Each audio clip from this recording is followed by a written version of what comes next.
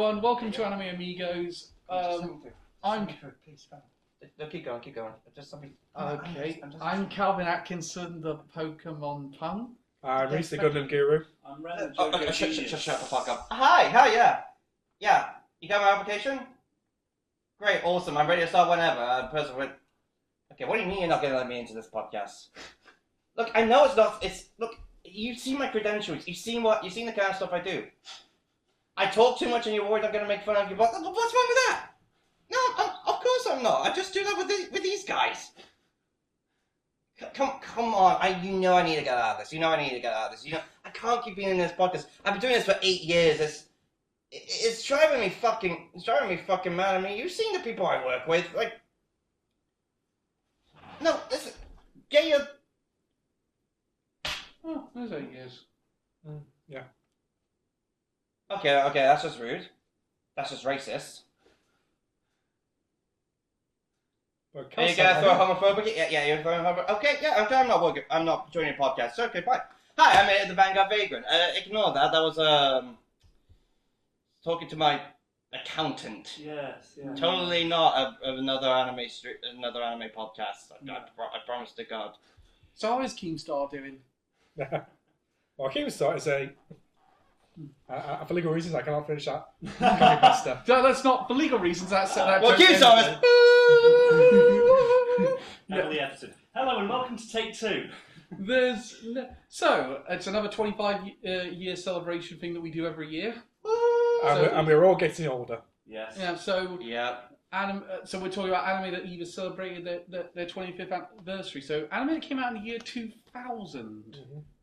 I guess you could say we all. Y2K. Yeah. Yeah. Do you remember that shit? No, I was 2.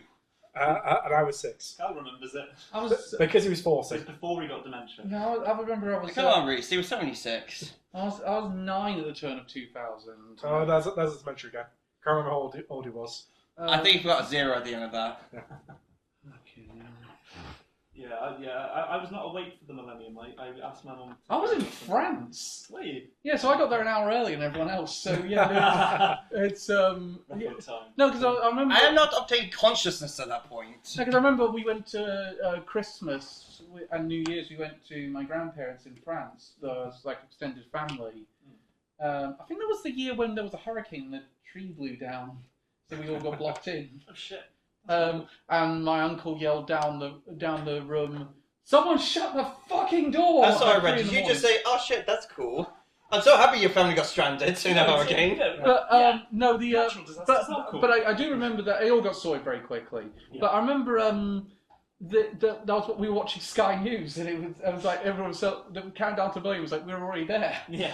But the 2000's a bit of a weird year because for one thing, in historical sense, it's the last innocent year for the West.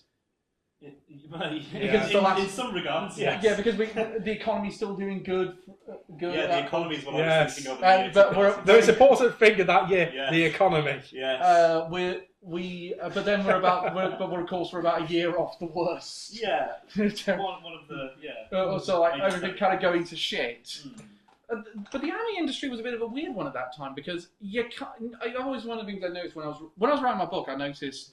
You can sort of see the transition years of like when animation styles are going to change, and that it's not really happened in the 2020s yet. I don't think. No, my anime is. I think it's very like classically still. I presume it's mostly hand drawn because they had some digital. The digital's definitely starting to crop into things at this point. So yeah, I think I definitely noticed that. Like you especially notice it like one of the examples, Reese's example. It's definitely a prime example because they were real. Like the original season, they were experimenting with digital monsters, with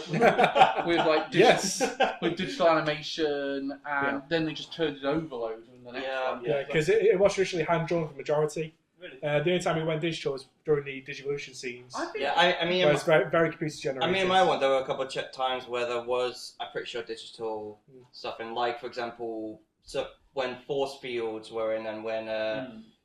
Moroku uses wind tunnel, but I'm getting ahead of myself there. I kind of think with my one there wasn't that much of it. Mostly backgrounds and lighting effects for mine. Yeah, I think the same with my one. Yeah, but it's interesting that I don't feel like, like every decade, the first year of the decade hasn't really started. So like the 90s hasn't really started in 1990 culturally. Yeah. The 90s don't really start till like end of 91, beginning of 92 when skateboarding took off. Kurt Cobain has a mosh pit at a prep rally and changes the world forever. Yeah. But it's like the 80s didn't really start in 1980. I think that's the same with the 2000s. I don't think the noughties. No. I hate that term, the noughties. See why? It's just annoying. The naughties. Yeah. It's less syllables than 2000s, and it fits with like 80s. It is annoying. Yeah. I get what you mean. But then again, you go from like the noughties to the 2010s. Yeah. So it's not really working. Then again, if anyone refers to the 10s, it's well, not. for Reese's sake, the 2000s. I don't think that culturally they started in the year 2000. Well, no, it is. It's that, like I said, it's that transitional period, isn't it? It's kind of there because it's and I think that's the same in anime. I don't think the thing we came to know from like the 2000s anime really kicks off until like 2002, 2003 when the moe craze really becomes a big thing. Yeah. Like I remember I've seen a bunch of things from American anime tubers who basically said you couldn't go to like Hot Topic or Barnes and Noble without seeing some sort of moe stuff. Yeah. At that point. I'm trying to think, like, because doubtless we'll cover what like noughties anime in future years, but like, what do we think is the most sort of emblematic anime of the 2000s? Because I'd say probably Gurren Lagann, right? Ren, you might want to be careful. Reese is getting triggered. You just said noughties again. Yeah, From the 2000s, sorry.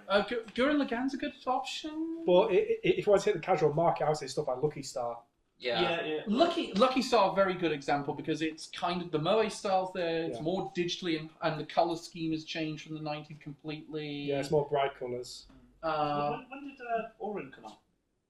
Oran High School Host Club. That's 2004, something like that. Yeah. Yeah, so Oran High School Host Club is a good example as well. It's like Would Nichijou be one, or was that too That's late? 2012. that's well too late. The funny thing is, I feel like also the 2000s, and one of the Elliot says a prime example of this. It's they've kind of gone right. Anime doesn't have to be we can widely distribute anime that's not a boys' club. Yeah. Because like you look at the stuff that got distributed. Like I know there was a bunch of exceptions to the rule in the 90s, but the things that got widely distributed and widely publicised, it was a bit of a boys' club. Yeah. Like you're talking your One Pieces, your Dragon Ball Z, like Berserk. Berserk. It was basically mostly shonen stuff. Yeah.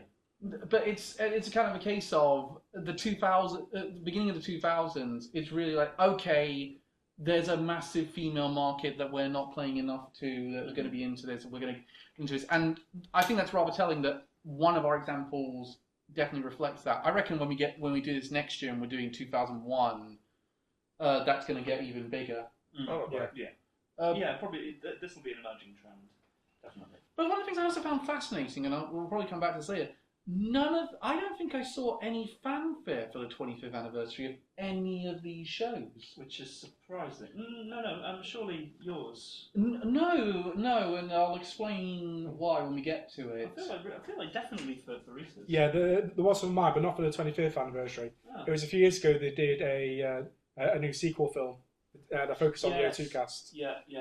Yeah, which from what I heard was a bit of a mixed bag. Yeah, it was better received than the previous one that focused on the original cast. Yeah. Since that film made the ending of this anime non-canon.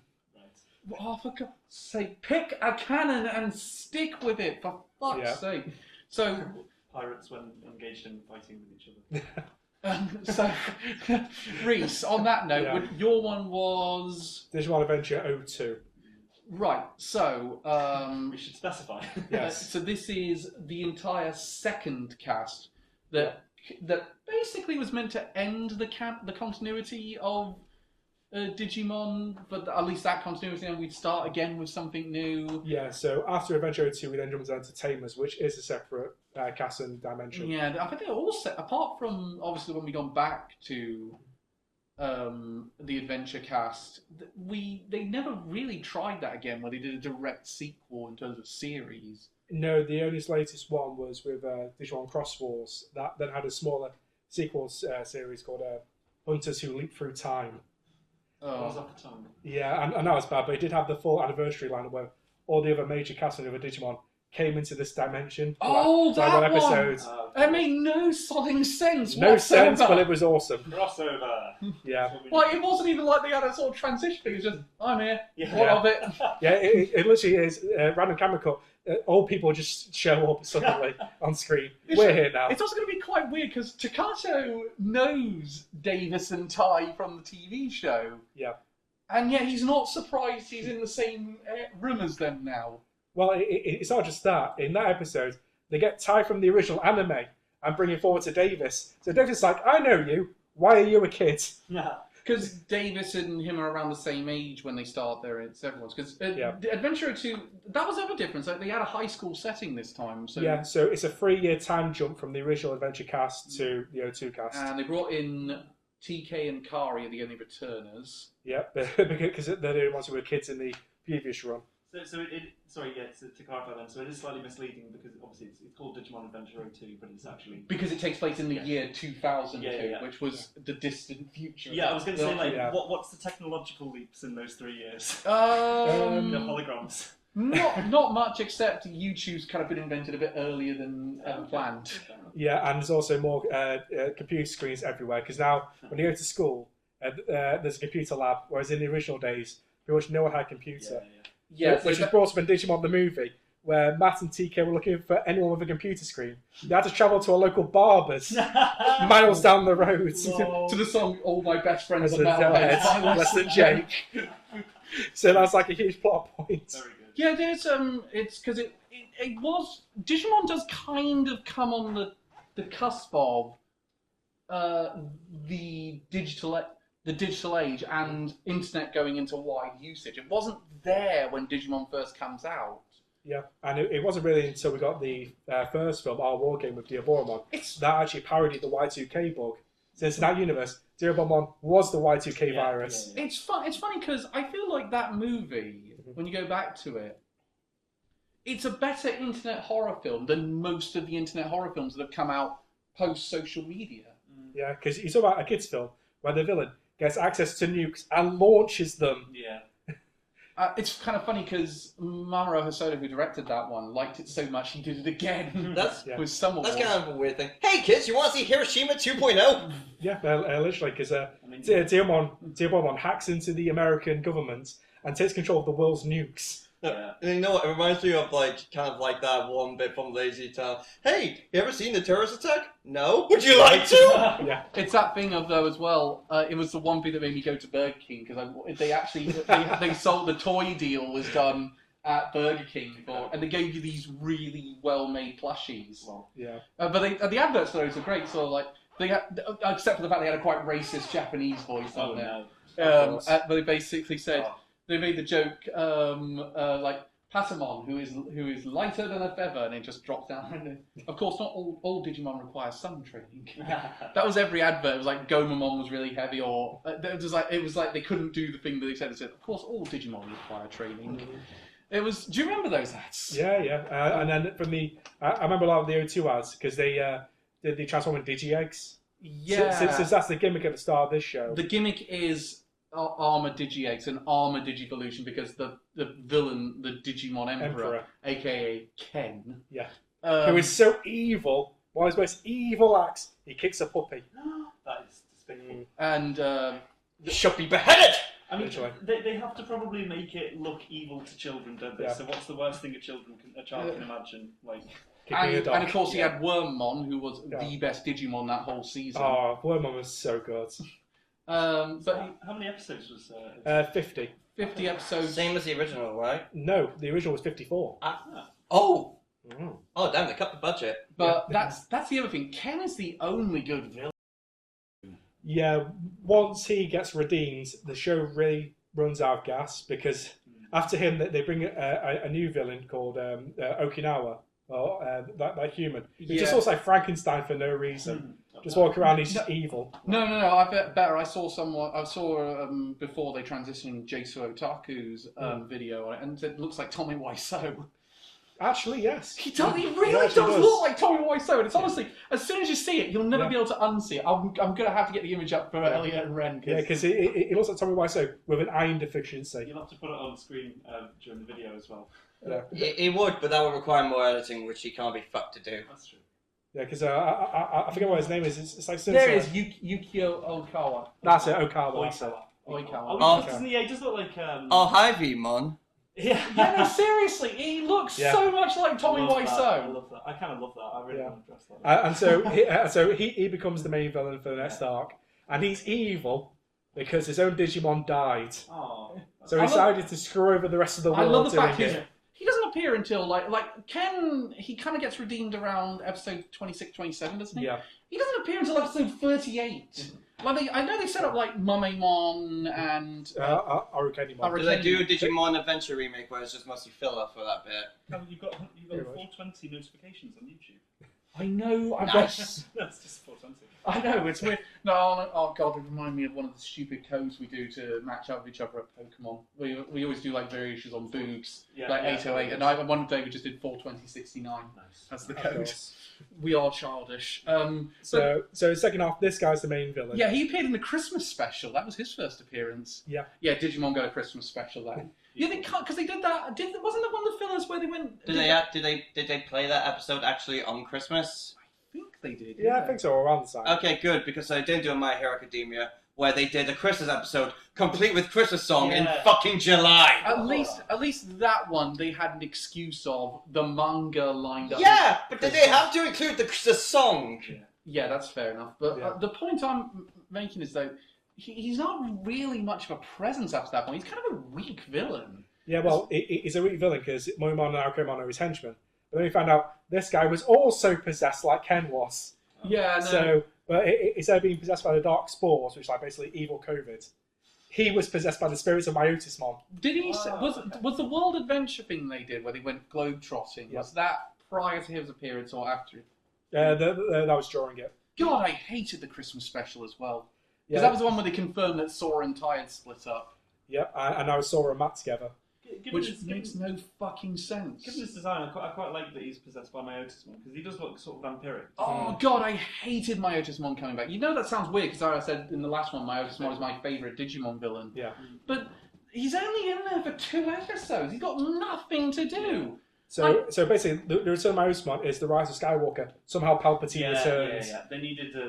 I would say it was worse than that one because at least Palpatine gets something to do in Rise of Skywalker. Not much, but so dude, Myotismon just shows up, has one fight, and then he's dead again, and he dies in the stupidest way possible. Like Sephiroth and Advent Children.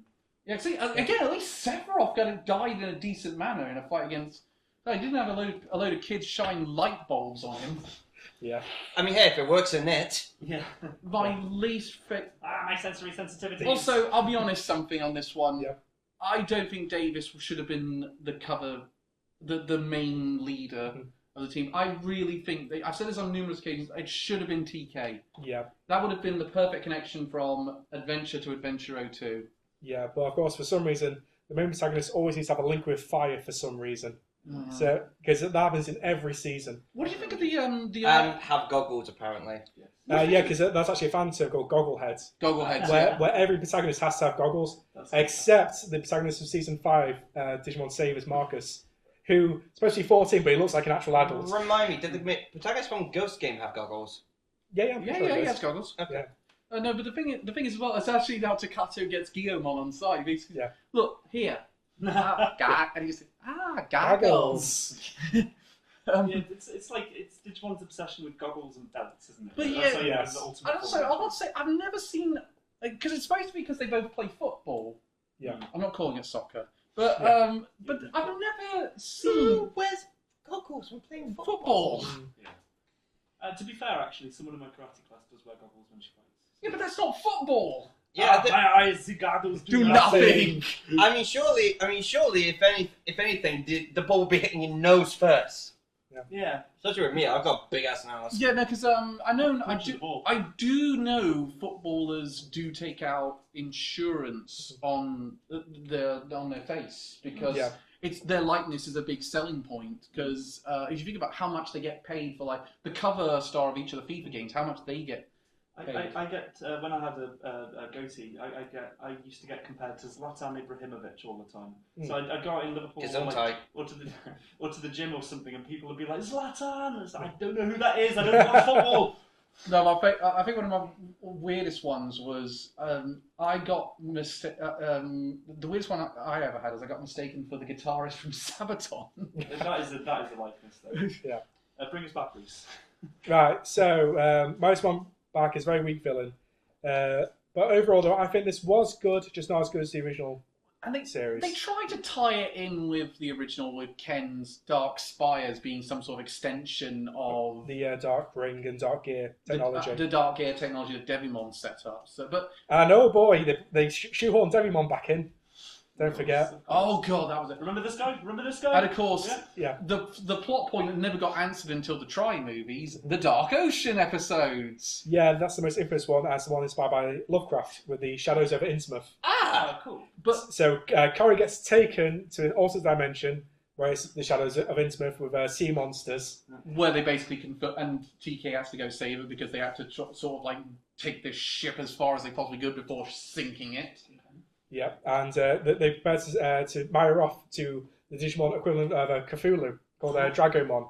Interesting. Which I think I've got that in Cybersleep, actually. Yep. which never showed up for the rest of the series, and they never answered what the hell that place was about until the Try movies came out, and even then they didn't answer it properly. Which is funny because in the English dub of O2, the narrator even says, "We will find out next time." And they And never did! They never did. That'll be, the English, So that was a fucking lie.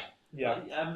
But I mean, actually, that kind of fits with like the theme of Lovecraft of like unexplained things. But I mean, And Kari... Digimon. There's a lot of dark shit in this kids show. Oh, definitely, yeah. Oh yeah, no, seriously, because they actually confirmed that ghosts exist, because we do see Wizardmon ghosts at one point, because... I mean, we do say, don't we see Myotismon's ghost or something? Not exactly. Well, it was Bakuman. But the whole reason why Wizardmon and Myotismon can do their thing is they can't resurrect themselves, because they didn't die in the digital world, they died in the real world, and Yeah. there's nowhere for the data to go. Yeah, because if a Digimon dies in digital worlds, it gets brought back as a Digi-Egg in Primary Village, which is what we also see where Wormmon gets rebirthed. Yeah, which that's a heartfelt moment, Ken's redemption episode, which... Yeah. My God, that should have been a perfect example of how you do a redemption so arc. did Yukio's Digimon die in the real world then? Is that why he doesn't have one? It's not really explained. He just sort of just But dies. he's off really screen. desperate to get to the digital world because they Yeah. show a flashback where he's like sees the kids going to the digital world Oh, wow. Yeah. and he's begging to them to take him along. Okay. Yeah, so that's also a new gimmick with this season. In the original, the kids could not willingly go to and from the digital world. They can now. Yeah, they can now through the new Which Digivices. also begs the portals. question, which this bothered me for ages. Sure. When there was a scene where they were hiding the Digimon from the parents, I was like, Yeah. "This is Tai and Kari's mum. She knows about Digimon. They were Yeah. there when the Myotismon invaded Tokyo." I mean, the kids probably don't know that. The kids know that. Yeah, they interacted with the Digimon. Yeah. Tentamon has a big moment with Izzy's parents over the fact you've got to come clean to him. Yeah, and we do also see hints of the original, the core 3D Digits in this one in the original anime, Davis, Yoli, and Cody. Since Davis was in the airport that Myotismon took control of, Here's the thing. he was held hostage. Can I also do another point I don't like about it? Sure. I don't like the armored Digi evolving because that made no sense. It Are they makes sense as champion a gimmick. level or the ultimate? What are they? So, in the ancient digital world, it was extremely rare for a Digimon to evolve to the champion stage because they were mostly eaten. That's why back in the old lore, the approach had no Digimon going to Ultimate, let alone Mega. Mhm. So, because all these rookies and champions were just killing each other. So, to bypass this, Digimon were able to use Armor Digivolution to basically skip a level to champion. Okay. But as a trade-off, they weren't as strong as natural champions. Oh, is that right? Okay, I didn't. So that's reflected in the card game as well, isn't Yeah, it? Yeah, okay, that's yeah, why. I've seen that. Yeah, sure. And also why after Digimon Emperor arc ends and the control spires are deleted, they never use armors again once they have access to natural champions. Ah, okay. The only Digimon that comes back is Magnamon that Ellie got me there, the model kit I built. Yeah. Because he's special with being a golden armor Digivolution. Oh yeah, he comes back. He shows up for the episode where they beat Ken, Yeah. and he shows up because he creates Chimeramon, which is awesome looking, but And he's inhabited by the spirit of Devimon. he then shows up one other time in the movie with Terriermon, where he also gets a golden evolution, which also was bullshit. And now a further appearance in the new O2 film, they do bring back Magnamon. Oh, fuck's sake. Magnamon's a cool design. Yeah. It's a cool design, but it's a I think I preferred the Mega that they got when they did the Bio Digivolution, because that's where they got Digimon combining to form Ultimates and Megas. Like Aximon. Yeah. Yeah. So in the original War Game film, there's a premier example of War Game on Metal Gurumon becoming Omnimon. Mm-hmm. So that was the first ever example. And now for 02, we see two of the kids' Digimons merging together. Mm. So it's like Davis and Ken with Vmon and Wormmon becoming Paildramon. Yeah.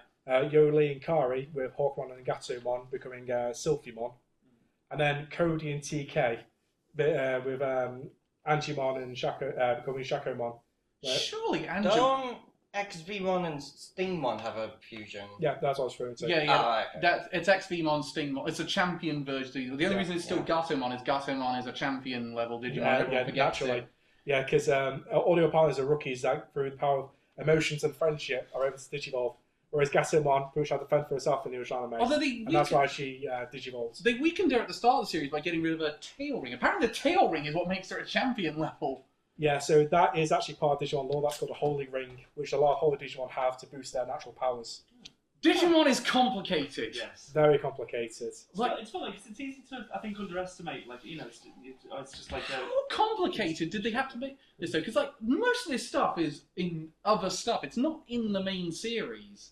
Yeah, because most of this show, it was just having a new gimmick per arc to sell toys. So the first arc, it was the Armored Digivolution. And then the second arc, it was the DNA Digivolution. And then someone saw how complex the series was, so thought, okay, bet, and then created the Fate series. Yeah. Where the fucking Dojins are canon! Yeah. Oh, this is so getting in bizarre territory. Right. What are your thoughts like compared to original series Digimon? So it is weaker because in the original series, it was a lot more survival based, since these kids were just randomly teleported to digital worlds. They had to fend for themselves, whereas in 02, they can leave any time they want, basically. They just don't. Okay.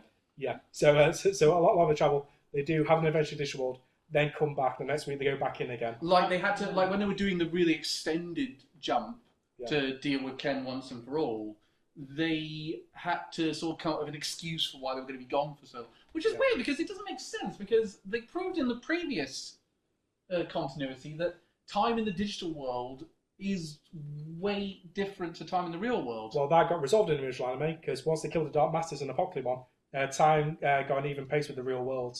Oh, for fuck's sake, thanks. So it was only for the majority of the original anime where time moved very differently. Retcons are bullshit. Yeah, so that's why during the original Mighty Monarch, you had to go back to the human world for a time. The digital world moved forward like thousands of years when the Dark Masters took over. I've got a weird suspicion Mamoru Hosoda was not involved in this portion of Digimon, because he's kind of the brainchild that... No, he didn't start it, but he did take it to the next level. Mm-hmm. And I think without him, they didn't really know what to do, because they couldn't... Mamoru Hosoda is very good at world building, and I don't think anyone else on the writing staff was as good. I'm going to double check that a second. That does make sense though, because Digimon 2 is just, as I said before, very gimmick focused. It is basically... Well, again, Digimon did start as a toy building. It started off as a Tamagotchi clone, also by Bandai. It's owned by the same company, Bandai. It's the equivalent of all of the different card types in Yu-Gi-Oh, I would argue. Hosoda's really not involved at this point, so I think he was off. I think this was around the time he was in negotiations with Studio Ghibli to do Howl's Moving Castle. Yeah, probably. That obviously never happened. But you have to wonder why his vision got him booted from that project. Yeah, it is a weird. Well, anyway, they might have said, you know what? I think we should adapt the entire book. No. Okay, just these bits. God, the book's long. Thank God they didn't do that. Yeah. Anyway, so I think Adventure 02 strong points though, because we've been quite negative on it. Yeah, I think overall it is. I thought you'd been sort of 50-50. Yeah. I feel like it's still very iconic. Yeah. Certainly, like all of the Digimon are popular. Like, Vmon's incredibly popular. Yeah, so on the stage getting constant media appearances and new cards. As you guys see from TCG, they won't stop reprinting new Imperial Digimon support. Yes. It's got to the point where even the new media projects are Liberators. Black Imperial Digimon is one of the villains for a while. Yeah. I think I used to play Digimon Rumble Arena, and Imperial Dramon was one of the best. I used to play. Oh, but that's another example of a gimmick though. So Ken and Davis's Mega Imperial Dramon. So they brought in a new gimmick for that where it goes from Dragon Mode to Fighter Mode. Yes, I because it needed a new gimmick for the end of the show as well. We need another shape-shifting toy. Yes. But the Quicker, Transformers was popular in the 80s. Make a transforming Digimon. Also, we need a way to do the world tour arc where we go travel to all these different countries, and all these different countries have Digidestin that we didn't know about until now, but we won't do anything with them afterwards. Since I was pointing in the original show, people only became Digidestined after watching Digimon in the real world, as you see with the very first Digimon Adventure film with Greymon versus Paramon. All the kids who watched that became the Digidestined for the first show. Wasn't it TK's grandfather or uncle from Paris who tried to body check a champion level Digimon because he was threatening a girl? Probably, it wouldn't surprise me. I've got a distinct memory. I think actually one very positive thing I could say is not only is Ken one of the best villains in Digimon, he has one of the best redemption arcs of anyone. Oh, easily, yeah. And it goes to the point where he does help the main cast in the end, because without him, there wouldn't be Imperial Dramon. But I do still say I hate the ending of 02, and I think you've had loads of people hate the ending. You've had multiple opportunities to retcon this out of existence, and you still haven't done it. Yeah, so before we get to the epilogue, which is 25 years in the future, the finale we're talking about with Mary Smart comes back. That epilogue is right now! Yeah. No, in 2 years' time. Because it'll be 2027 when the epilogue happens. But yeah, so at the end it's revealed there's 1 million Digidestins now, because all the kids who watched our war game with Diaboromon saw it on the internet. They became Digidestins, which is what happened to Yoli, who's one of the main protagonists in this with Hawkmon. We actually see her in that film watching on the computer screen Omnivon versus Diaboromon. I wasn't really on the internet at that time, so I don't think I would have made it as a Destined. No, that was fun. It was again. It is kind of funny that Hosoda did recycle that plot for Summer Wars, which arguably is a much better movie. Yeah. I mean, if it's a formula that works, okay. Yeah, but of course it's because Hosoda at that point actually had social media to work with, so he had extra commentary he could add into it. Mm-hmm. So there is a bit about the social media, identity fraud, the gamification of the internet. I'm looking for... God, we're going to be much older when we do 25 years since Summer Wars came out. So after that finale, we then get the epilogue, 25 years in the future. The cast is all aged up now. They've got kids of their own. They've got their own Digimon partners for the kids. And then we have the last film, Digimon Adventure Kizuna, which focused on Tai and Matt, with them growing up in university. Turns out they can't be Digidestined anymore because their Digimon die permanently. Oh shit! Huh? When people have a Digimon partner for long enough, eventually that bond breaks and their Digimon die and can't come back. So Agumon and Gabumon are there in the epilogue. Yeah, so in the epilogue, Matt has gone from a musician to an astronaut. He's on Mars with Gabumon, which now physically can't happen because Gabumon died a decade earlier. Never underestimate the power of a retcon. It'll be fine. But that's an even worse retcon. Yeah. Who knows? So and of course you had Sora as a fashion designer. Yeah, with her and Matt are now married, pissing off the fan base. I mean, that one didn't piss me off as much as TK and Kari not getting together, because that makes no fucking sense, because they were building it up for the entire fucking season. Yeah. And, so of the confirmed couples, it's only Sora and Matt, and then Ken and Yoli. Ken and Yoli, they were confirmed, and Ken's also a private detective. Yeah, with Stingmon, now, because Wormmon's naturally a champion. No, Wormmon's champion level? No, Wormmon is rookie now. Oh, but Stingmon is his champion form. Oh, right, yes. And all the times we see him in the epilogue, he's always a Stingmon. But I think it's time to move on now. Yeah, so basically, Digimon 02, it's good, a lot of it is a mess. I think Calvin tried to move on three times, but Reese just went, no! We're continuing this talk! Well, I had to finish the anime. There's no point covering party anime then moving on without covering the end of it. Well, the thing is that... You're gonna hate me then! Yeah. God, I'm already hating you for picking this one because I'm on a ceasefire with Inuyasha fans, but let's do Inuyasha. Okay, yeah, so quick guys, hands up. Who's watched this show? Who's liked this show?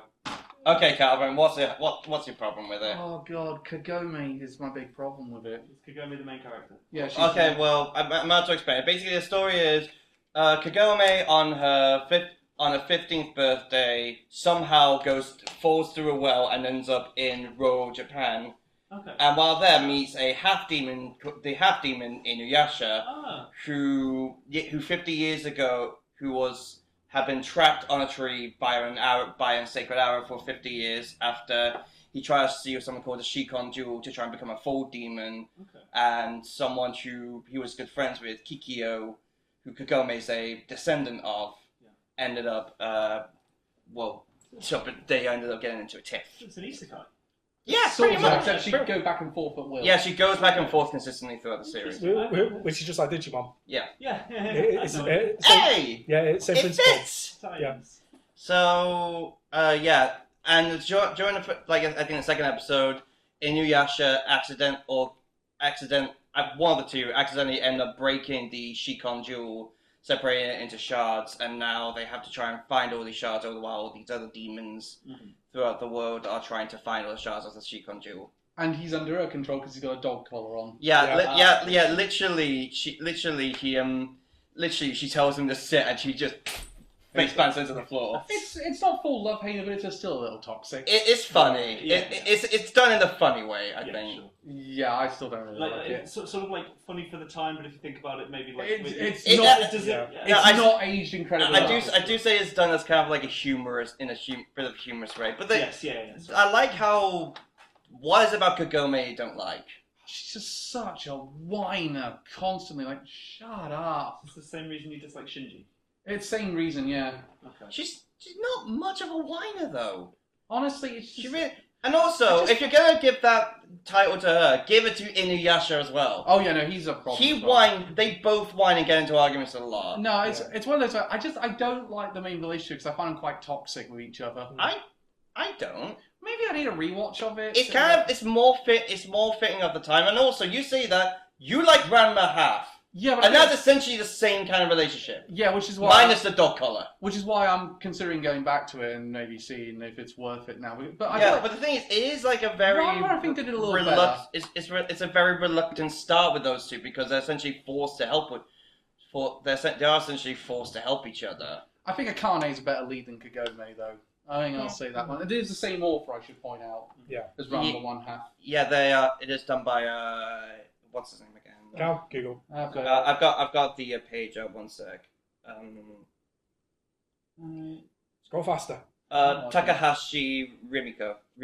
Yeah, it's Rumiko Takahashi. And the thing is, I mean, I do find her humor's not dated incredibly well.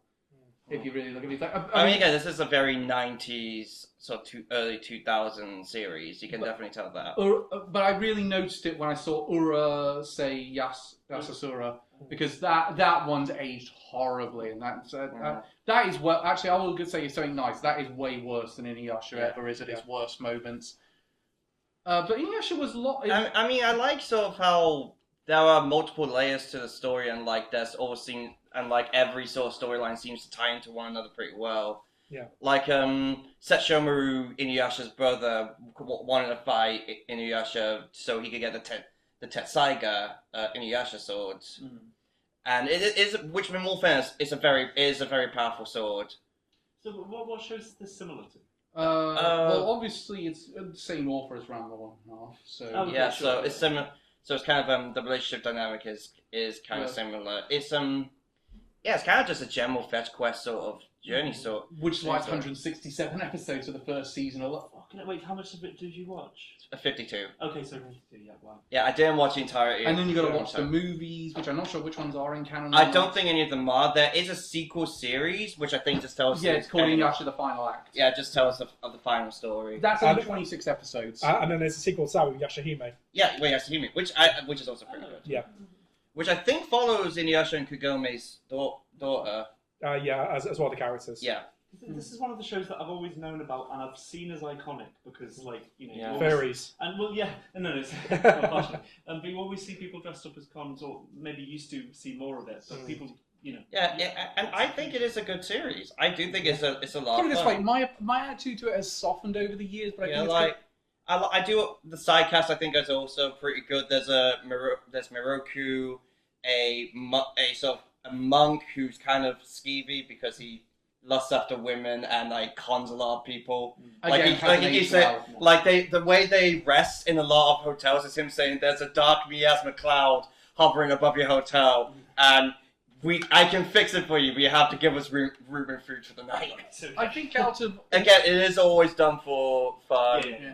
I think though, can we be honest, Elliot, on this one? Out of all 4 of our shows, I think yours has aged the worst. Maybe. As I said, it's very of its time. Yeah. There's like a lot of anime tropes that I think this really followed. I like Sango as well. She's a demon hunter whose brother ended up getting kind of kidnapped. Actually, that's one thing I will really say. Naraku is a really good villain.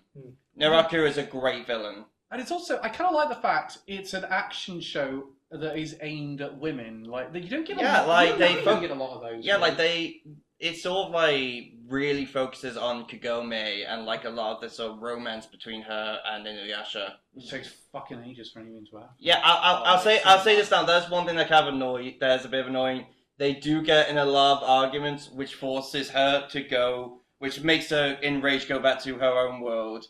And they do spend like a couple episodes sort of with the two of them being stubborn and not apologizing to each other. I'm just saying, for God's sake. In all fairness, there's kind of a reason because Kagome is quite conflicted because Kikyo at some point does kind of come back to life, but she has a bit of a vendetta against Inuyasha because Naraku pretended to be Inuyasha and got him to betray her. Because originally he was going to use a Shikon jewel to become human, but Naraku pretended to be him, saying, "No, actually, fuck you, I'm going to be a demon," causing her to have a vendetta against him. Right. So she now kind of hates him, but Inuyasha still has really strong feelings for her, and Kagome's kind of conflicted with that because she has strong feelings for Inuyasha. Yeah. That took a bit of a while for her to really come to terms with. Mine has an also very much unfulfilled love. Luckily, at the point I'm in, I think that is kind of stopping because Kagome has kind of accepted that Inuyasha does like Kikyo, but is still willing to help him in a lot. What do you like about it, Reese? Because you were with Elliot, weren't you? Well, I've not watched it recently. I remember watching it as a kid. Back in those early blocks, we used to have like Fox Kids and Sky One. Yes, it was. Wasn't it very heavily censored though on those channels? So a lot of key shows, as you said, so like Bloods and that, and demonic stuff. It's not so censored in those. Like I think they censored in the original Digimon. They censored out one of the parents slapping one of the kids. And also in Adventure 2 where Ken whips TK in the face. Yeah. Then that gets censored with a white flash in English dub. In Japanese, I wonder what that was about. Crack. Yeah. These obviously that Inuyasha was no exception to that. What they actually do find quite funny is God help my example. Is Kagome's grandpa. Because in fact, all the family knows she's constantly going into rural Japan to try and find the Shikon jewels. So her father is constantly trying to come up with illnesses to make sure she's to come up with excuses to the point where he gets pissed off when she actually shows up and goes to school because he's like, I thought of a good illness for you. Kagome's family is very entertaining. Her grandpa's hilarious. Her brother's hilarious. Her mother's a sweetheart. I'm kind of glad they've managed to get it now on multiple Blu-rays. You can watch the whole thing. Yeah, generally. If you want about censorship. Because it's also clear. I know the sequel is, but I don't. The original is not on UK Crunchyroll, for example. Yeah, it's not. Oh, yeah, where did you end up watching? Well, you have to get the Blu-rays. That's really? That's the only legal way you can watch it in the UK. Wow. Yeah, no, there's a bunch of old shows in the UK which do not have a streaming service right now. Well, I mean, until fairly recently, we realised Hajime no Ippo wasn't on any streaming. Because it wasn't until you gave me the first 3 episodes. Yes, that's right. How you say no. Netflix has got them now. Yes, that's right. Which at the time, I think they don't have it anymore. No, it's still there, so that's where I watch it. Yeah, it's still on. I don't want to jump. But I kind of wonder if, because we know obviously that we're getting remakes. We've had a remake of Ranma One Heart. It's still ongoing. We've had this remake of Urusei Yatsura. Do you reckon Inuyasha's going to get the treatment soon? Not anytime soon, because another of Rumiko's anime is actually getting an adaptation of mangas. Mao, I believe, is called. And that's an ongoing manga series. No, it's about Mau from Apothecary Diaries. Yeah. Prequel. Yeah. Interesting. Yeah, before she earned the second Mao. Yes, yeah. Yeah, seriously, this she's like very heavily. She's got a ton of anime adaptations. Yeah, and Mao is her currently ongoing. Yeah, it's manga. it's currently ongoing. Like you're getting like It's 283 chapters in counting. Wow. Yeah, Jesus. it's currently and it's still going on the Viz app. So what's the pacing of Inuyasha like? It's Not quite great. slow paced, pretty episodic. Yeah. Is that one of the reasons maybe it hasn't aged as well as some of the others Because it has to be so episodic, they have to yeah. resort to doing basically Yeah. cliches and dragging this shit out as much as possible. Yeah, it's basically the older Power Rangers formula, Monster of the Week. Yes, Pretty much with multiple stories coming in, like Setsumaru trying to fight Inuyasha, or Sanyo meeting her brother Hikaru, or Inuyasha coming into contact with. I also forgot Kikyo. Sunrise did the animation. Yeah, of it, Sunrise did it. Yeah. which makes that might stop any remakes from happening. Because I'm thinking, does that mean Sunrise likes to own a portion of anything they adapt? Yeah. Yeah, so a lot of time people think Sunrise is only the Gundam makers. But But they they got have a lot several more. other studios, yeah. They got a lot more going on. Sunrise. Same with Sunrise, who also did Cowboy Bebop, for instance. Yeah. So Sunrise does own a portion of Cowboy Bebop, which is it's one of those things. It's really only them and KyoAni that really try to get some IP rights over things that they do. Yeah. Like KyoAni still owns like the rights to some of the rights to Violet Evergarden because they were the original publishers. And so Inuyasha being Also, I will say, Kagome is not the most annoying character in the show. Shippo is. I'll give you that one. Shippo is way Shippo more is- fucking annoying. Shippo is pretty annoying. Oh, he's a Koga as well is kind of annoying. He's the leader of a wolf pack who's lusting after Kagome. And how many episodes was it in total? 167 for the first season, but in total.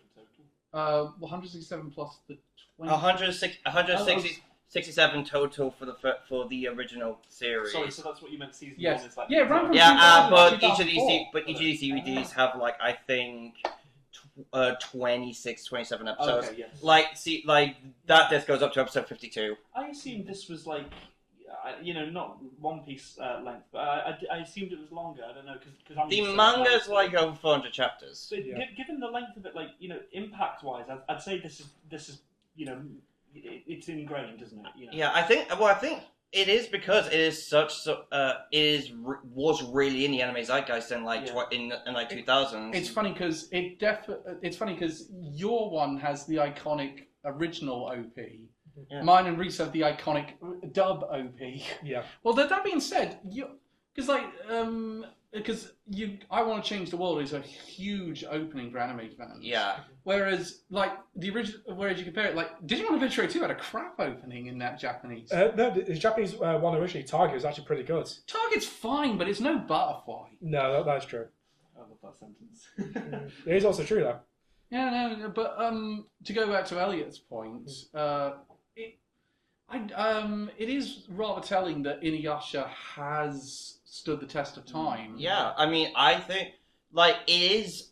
I will absolutely admit it's a product of its time, but at the same time, I think because of that, it still kind of holds up. Yeah. Because it does have the nostalgic aspect of it. Because if you do have a show from back then, I feel like it can feel too modern at times.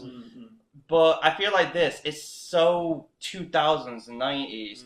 It can for some, it can be incredibly nostalgic. And to me at least, I feel like I got a lot more joy out of it because of how of the time it is. I think I still prefer Ranma 1/2. That's fine. I think just every sense of the word. Just also, Elliot, what did you know about Inuyasha going into it? Well, I knew it was about. I just mostly knew about it, being about Kagome going into the past. I knew who Inuyasha was. I knew about the Saiga, and I think I knew a little bit about Naraku. Yes, But there's a lot of stuff I did not really know too much about going into. But for all my discrediting of it, it has taken the world by storm. This one. Yeah. Why did Sunrise? Considering I now realise it's Sunrise who did it, and the fact they love to sell overpriced stuff. Oh yeah. Why didn't they do anything for the 25th anniversary? You would have thought this of the anime. This would have been. Is it just because it wasn't a 25th anniversary of the manga? No, it was the 25th anniversary of the anime, I'm pretty sure. Yeah, I know, but I'm saying, is that the reason why Sunrise didn't do anything? Because when did the manga come out? If you click on Sunrise itself, you'll see all the properties they have. They literally can't cover all of them for all their anniversaries. Yeah, there's so many. There's so many. suppose- Anime came out in 96. Yeah, No, manga Manga rather, came out in 96. Yeah. And went till 2008. Oh wow. Well, yes. That's 12 years. That's a long time. I mean, also I was wrong about the length. It's 558 chapters, Oh wow. 56 volumes. Yeah, I need to figure out. But yeah, but I think would they probably have done it like in the 25 years from 1996 to say that's the 25th anniversary of Inuyasha? Yeah, I'm pretty sure most of the time they go off the original source Maybe. material. I think also because, let's be honest, Inuyasha's not really talked about that much today. Like, I think it definitely was big in the 2000s, but I think just because it hasn't become like a big franchise like, say, Gundam has, Or even, Sunrise, or even that's still ongoing. Well, actually, think about 25th anniversary. It was going off the original manga. That's when Yashahime actually came out. That was like 2020, 2021. Yeah, something like that. Yeah, so that would have been its 25th anniversary. Yeah, I think when it comes to Inuyasha, it's mostly Yasuhime at the minute, Yeah. which has recently ended. The manga for that has recently ended, which I am probably gonna read once I finish Inuyasha because I'm gonna keep up with this. I'm gonna keep watching it. Yeah, once we get back from Germany, that's what you're up to. Yeah, like I've generally had a pleasant time with it. I actually really enjoyed it. If you want some like fun, nostalgic 2000 anime, I say this is a pretty good one to go with. Look, I will try it if I can get through the first 25 episodes without. Did you only get how much you watched? Pretty much, yeah. It gets really good. Mm. Like once you learn about why the connection between Inuyasha and the Tetsaiga, it does get pretty damn good. Okay, maybe I should try this again because it probably is actually a lot better than I gave it credit for. But at the same time, I think when you see this thing in the mid 2010s, it's probably, and there was so much better things coming out. Yeah. Also, I do think it's interesting that Ranma 1/2 has been more in the zeitgeist than Inuyasha has. I don't know. I've never heard about it until it came out recently. No, I mean, kind of, yeah. I think Inuyasha people have that in more high regard, but I think Ranma half is just a more popular one. You look at pictures from Comic Cons around that time. At the time, yeah. But I'm saying, so you mean nowadays? Nowadays, yeah, you're way more like even prior to the remake coming out, you were Warsy Ranma 1/2 stuff. Yeah. Then again, I wasn't aware of it until the remake. So. To your point, we should try on Ren's one now. Any concluding thoughts? Any concluding thoughts though? I just gave them. Oh, sorry, I really enjoyed it. I'm gonna be keeping up with it. Yeah, enjoyed it. Ren, So, you had Hajime no Ippo. Hajime no Ippo, the fighting is the original the Japanese language version came out in the year 2000. I've already watched the Japanese version because that was my first time watching it, so I watched it in the dub, which actually came out 5 years later. And it definitely was not the 25th anniversary of the manga, which came out in 1989. Indeed, and is still in serialization stage. How the fuck?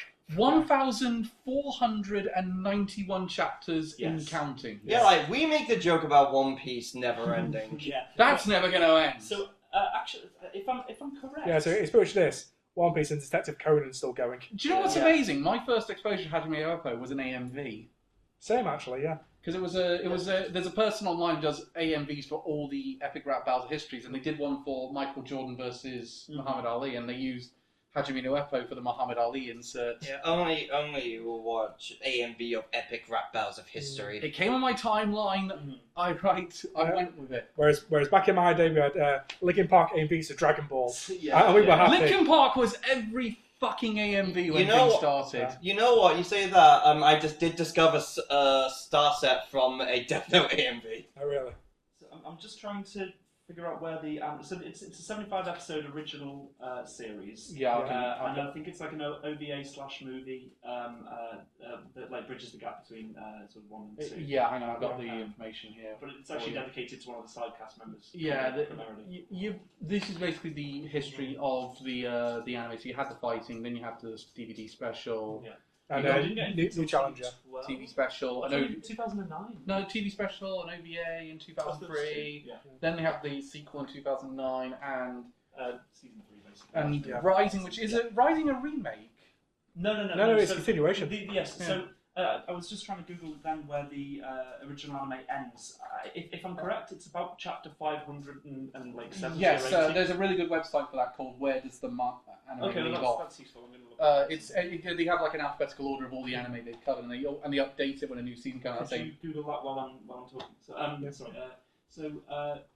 So actually, they make a lot of changes from the original manga. I've also read. I'm almost up to date on the manga, but I've read it a long time ago. But I love the series. But they condensed a lot. They sort of changed the order of things or how things happen. But honestly, as far as watching the anime, parts feel rushed. Some characters don't get as much time as they do in the manga. But I don't think it's to detriment to the show at all. I think it's actually really helpful. This show is brilliant. I think both at comedy and action. It's quite meaningful. There's some brilliant character moments of people being disappointed. You were very close, Ren. Chapter 558. So that's the original anime then? Yes, if you finished all 3 seasons and the OVAs and the movie. Okay. Hey, that's how many chapters Inuyasha has! Hey! And wish to start the manga. So that's, you can pick it up after chapter 558. So that's after Hajime no Ippo, the Rising. Then. Yeah, the Rising. So, I don't think people keep posting on Reddit, like, pleading with the world to create season 4. I like how massive that it is. The testament to how big it is that the latest anime, where the latest anime ends, and there's still 1,000 chapters behind. Not even halfway, mate. What the fuck? Probably about, just over a third. Yeah, just over a third. Anyway, it's really fucking good. I think animation-wise, this is probably one of the. Okay, it has its bad moments, definitely, but it's that's a fucking understatement. It's mostly to do with the comedy and like in between moments. All of the action sequences, I would say, are quite phenomenal. Yeah. You agree? You saw this as well. Yes, I did the first 3 episodes. I mostly covered the training arc, where he's training. Yes. So we have the gorgeous animation of him punching a tree and catching the leaves. Yeah, absolutely. Yeah. And God, in the series, he returns to that tree so many fucking times. So many times. But I will say Hajime no Ippo is like one of the quintessential sports anime. 100%. Yeah.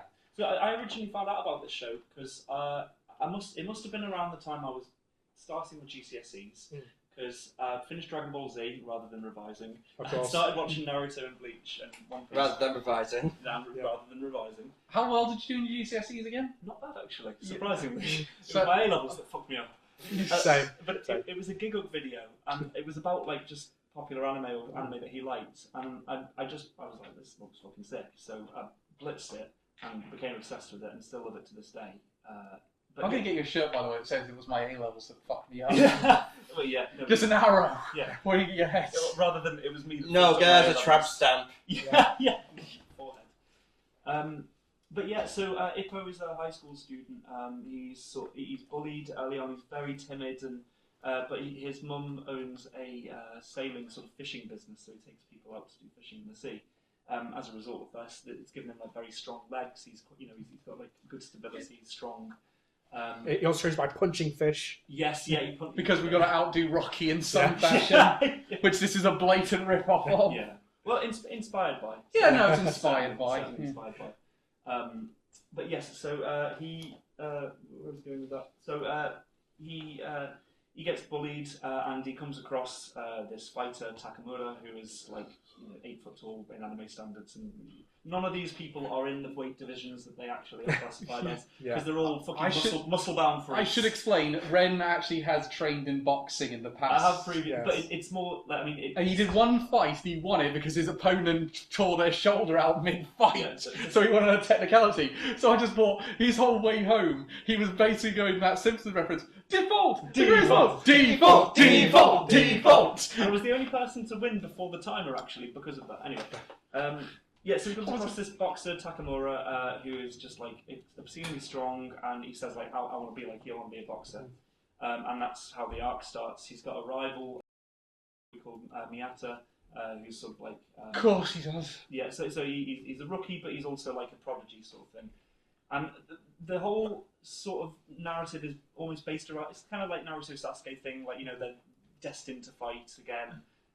But there's obstacles in the way. I'm judging by the chapter length we haven't gotten to that fight yet. And also, you mentioned about the Inuyasha relationship taking a while. They're still not fucking together. These two, fucking Kumi and Ippo. There's this thing, right, called... Balling. I was going to say character development. Yeah. Do it! Yeah, that is... Because there have been chapters, there can't have been that much... I know that's what people have said One Piece didn't need it and could kind of get away with it. Can Anime Amigos get away with it? I actually think so. Like, I mean, again, this is probably me being too deep in the source and also justifying One Piece's length. But, like, arguments for why the characters haven't met their goals or, you know, they haven't trained to their optimum is because, like, they keep getting new techniques, and if this character has one technique, how will the other respond to it? So he wants them to both fight at their best. But what's that going to look like? Elliot, you're the only one who picked an anime where the ships actually sail. Yeah, like you complain about Inuyasha and Kagome taking so long. At least if they get together eventually, I think. I mean, they considering their kid is the lead character. You never know. There might be one drunk night. No, she's not the lead.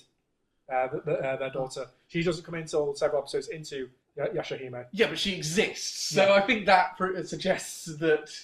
But they're kind of together. But anyway, So some of the aspects that probably don't land very well in modern day. Takamura is a fucking sexual freak. And a lot of the humour is quite, you know, of that time, kind of raunchy, you know, sexualist humour. Yeah, so not exactly PC. Yeah, not exactly what we put in the category of ecchi. No, indeed. Also, in season 2, there's a moment in the manga where one of the characters blackfaces, and I actually... You can't even say that was at the time, because that was like the late 80s, early 90s. Yeah. You have no excuse on that one. So I actually watched a little bit into season 2, just because I had time and I was enjoying it, and thankfully they did adapt that moment so that he didn't do that. He just shaved his eyebrows off to look like the character. So that's really... So they basically did Mur from Impractical Jokers. Shane didn't have the same courtesy when adapting Dragon Ball. No. The original Dragon Ball did a lot of that black character stereotype. Yeah. With the big lips. I saw one of them. We all remember Popo. What's that TV show? Popo's not black. He's based on a genie from Indian mythology. You still make him look like that, though. He still definitely does have some of those connotations, and the Jinx from Pokemon didn't help things. So what's that TV show where people go behind the curtain and then they come out dressed as another character? They'll do like a couple Stars in Their Eyes? Is it Stars in Their Eyes? Yeah, that's where they come out dressed as... Oh my god, yes, you know what I'm going to say, So that wasn't exactly Stars in Their Eyes. It was a a Greek version of a show that only appeared on ITV, where they would get it would sort of like they picked who they'd be in the first episode, but then they'd get a random one. So like Alexander Armstrong had a character, had like Pavarotti in the first one, and then you got a wheel. Then put him on Susan Boyle for the next week. I don't know what they're talking about. In this one, basically, this white woman came out and got drawn Stevie Wonder. Yeah. And so she had the sunglasses. She actually got a stage actor. To go back to Jinx quickly, I heard an argument saying they might be basing her off Gyaru. The whole Gyaru trend in Japan. It's not just Gyaru, it's actual ice demon in Japanese mythology. It could be based off that, but the way it looks over here. And a lot of people don't know what Gyaru is. Do you know what? That example regular, it was even worse. And I was about to say, in Dragon Ball, they can't use that fucking excuse. That's actual skin color. Not only was this a woman wearing glasses doing blackface, she also had a cane and got a stagehand to help her down the stairs, even though she wasn't blind. Diabolical. It was like, I know this is in Greece. And you're complaining that Inuyasha didn't age well. And it's one of those where I went like, I know Greece isn't great for not being racist at times, but and certainly Japan is its history. But even so, did no producer look at this and say, no, this is a terrible idea? I mean, with So like there aren't that many that kind of egregious moments in Hajime no Ippo. I should also clarify, I'm not calling the whole Greek nation racist. No, of course not. But I am. There you go. I mean, he loves Greece. He needs the two to get back. Reese's Twitter handle appearing on screen now. Yeah. No, I love being in Greece. It's one of my favourite. Send your hate mail to. So, Here's his personal address. Send a pipe bomb. What I think the show also does very well is kind of reflects in the boxing world how things aren't like always fair. For example, characters do cheat, they headbutt, they stand on their feet, they elbow. I mean, we kind of saw that in Megalobox as well. Yes, Which, yeah. I'll be honest, Megalobox was kind of meant to be a spiritual successor to Hajime no Ippo in several ways. Well, yeah, it was Ashta no Joe, right? Yeah. But it is funny because I think I really liked Megalobox. It was a very Megalobox was sick. And that harked back to that era massively. Like that. I think. Oh yeah, you could tell that was like major '90s inspired. What do you think though? Is do you think considering this manga came out in 1989, do you think they waited too long to do the series? Considering the series came out in 2000, that's an 11-year gap. Yeah, so they must have been waiting for like. Might have wanted for enough of the manga to get out so they could do a long series. Well, you got to remember that there wasn't as many studios and they didn't have as much production back then, so there wasn't as much coming out at the time. It's not like now where there's like 70 to 80 episodes. I mean, this is done by Madhouse. Yeah, and it's directed actually by the guy who did Trigun. 1998 and Suzume as well. He did, I believe you're right. I'll double check that. Satoshi Nishimura, I think his name. I looked at it before. Yes, Toshi Nomura, yeah. And yes, you're right. Trigun. Recently did. The last thing he did was Kakuri Circus, which none of us watched. No. Trigun Badlands Rumble as well, 2010. I'm surprised he's not done much actually. To be fair, he's kind of just stuck to Trigun and Hajime no Ippo. Sorry, he hasn't done Stampede, did he? No. But he's mostly working. But he has storyboarding. He's basically working as a storyboarder. Oh, so he's only drew out the otter scene in the spa. Yes, thank you. And the sauna. Nishimura. So yeah, thank you. Because he recently did the storyboard for the recent seasons of Blue Exorcist. Imagine if he was upset that it didn't go as raunchy as he wanted it to. This show is classic shonen. It is the classic, overcoming adversity. Yeah, timid character, like kind of an underdog story in the sense from what you said. Yeah, massively. As I say, I kind of like Hajime no Ippo. I would strongly recommend. This I think is a great reflection of anime at the time. Like again, the animation's beautiful.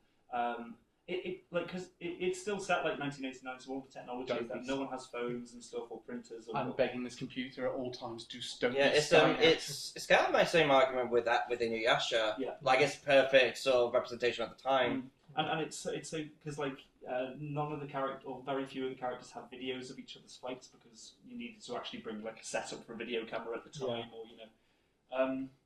So yeah, I do highly recommend it. What would us?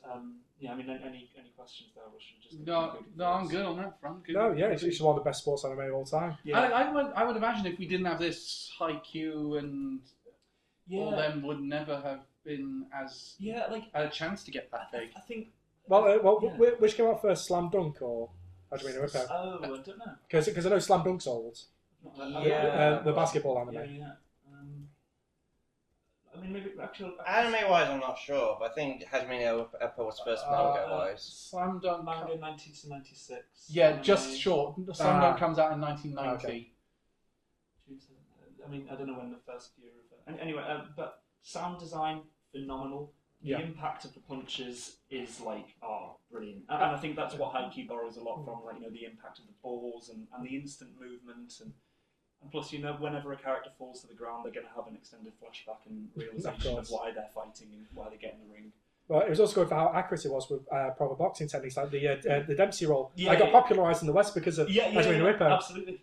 And the author actually gets called up on stage. There's a famous Japanese boxer, Naoya or something, but he there's a picture recently of him going up on stage with George Morikawa. One or two more things. Sorry, the soundtrack is fantastic. Yeah. The OPs and EDs are all brilliant.